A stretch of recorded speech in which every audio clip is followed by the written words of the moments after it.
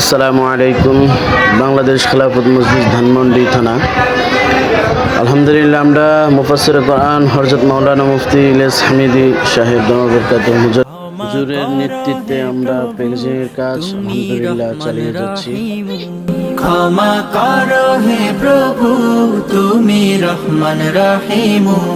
আল্লাহু আল্লাহু আল্লাহু আল্লাহু আল্লাহু আল্লাহু আল্লাহু। প্রাণের মাল সামানা অনেক টাকা হয়েছিল, লাস্ট কিছু টাকা বাকি ছিল। এই টাকা দেওয়ার জন্য হুজুরের আদেশে আমি আসি টাকাটি দেওয়ার জন্য। অসহায় মোরা পথহারা, পথের দিশা দাও, সরল পথের দিশা দিয়ে আপন করো হে প্রভু। সরল পথের দিশা দিয়ে আপন করো হে প্রভু।